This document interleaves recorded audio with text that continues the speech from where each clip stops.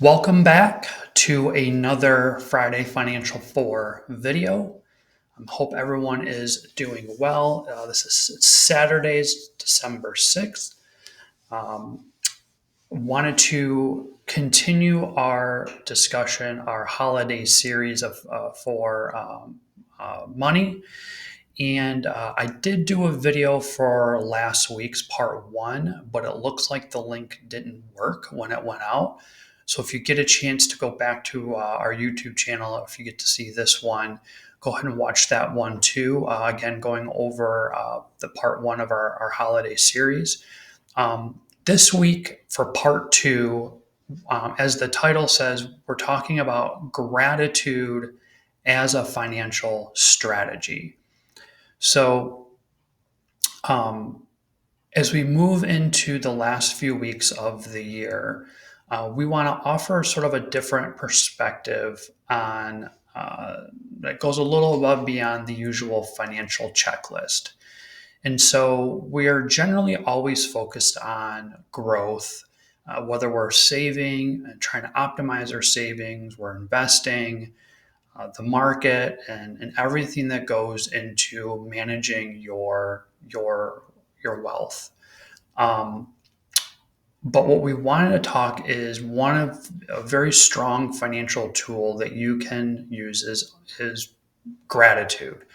And so we're not speaking of gratitude in the sense of the feeling or essentially being, thankful for the things that we have.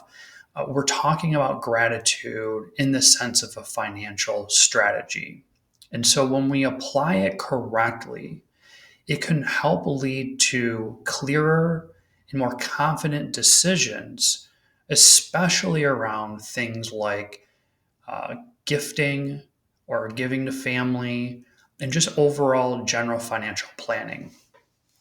So, kind of let's talk about a little bit of what I mean.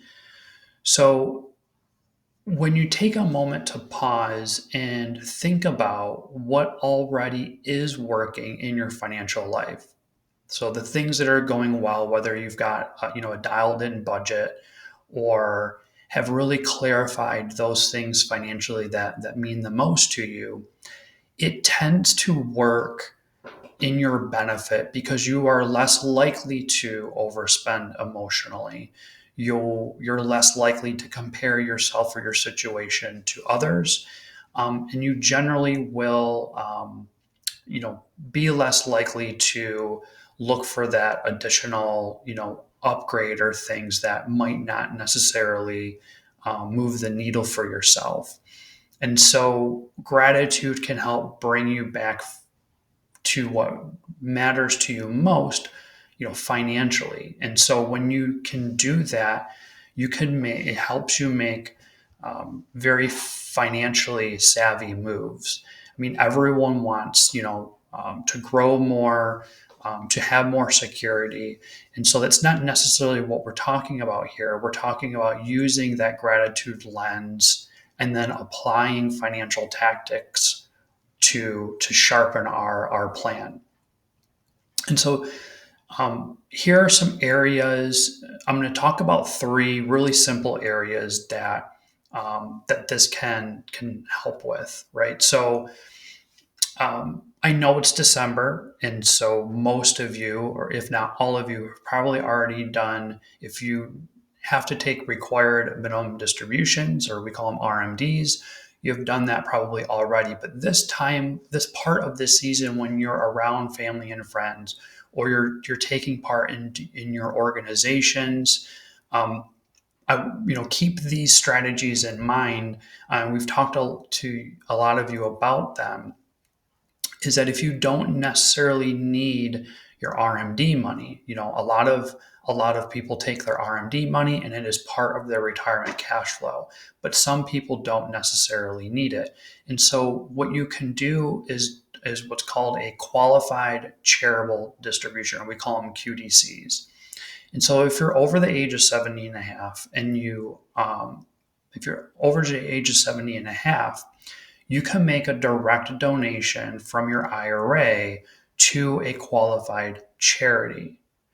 And so it kind of works in twofold, right? So it reduces your taxable income, but also can help cover your RMD.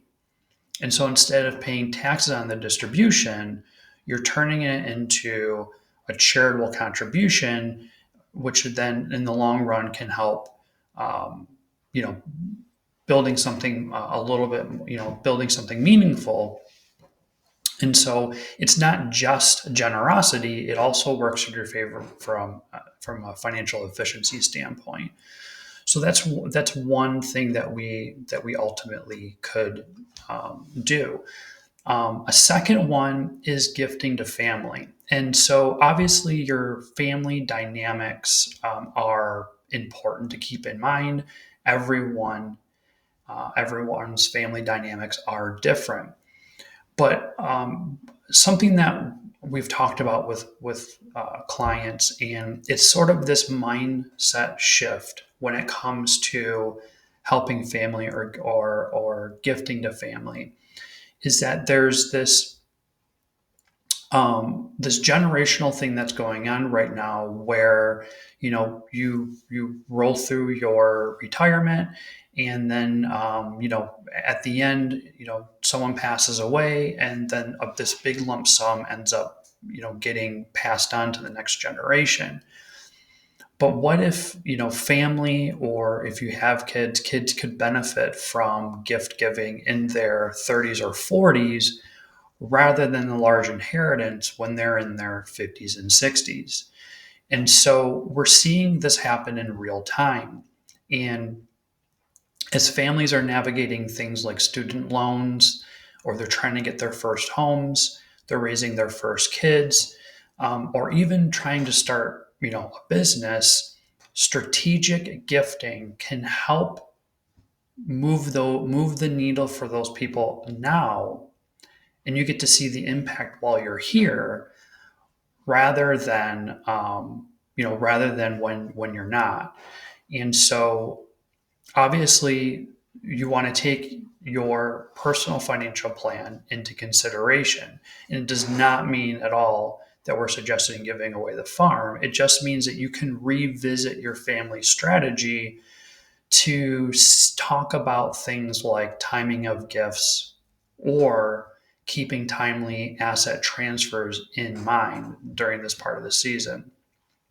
And then lastly, just really aligning your legacy with your vision, right? And so it's a great time to revisit things like estate plans, beneficiary designations, and just the overall alignment of your legacy or of your financial plan with the people or the causes that matter to you most. Sometimes the most powerful financial planning move isn't necessarily financial. It could be just simply having clarity over these few things. And so, my encouragement here is to not necessarily do anything different. It just, as the year winds down, take a moment to reflect on some of these things. As we keep talking about, you're going to be maybe seeing people you haven't seen in a while, family in town, or you're visiting family.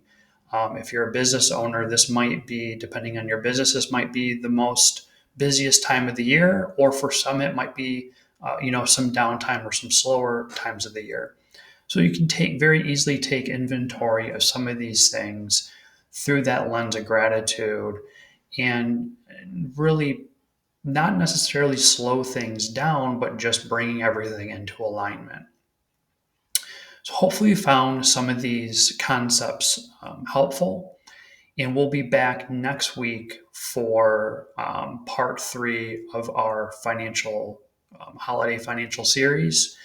And then we'll wrap up the year with a December chart of the month.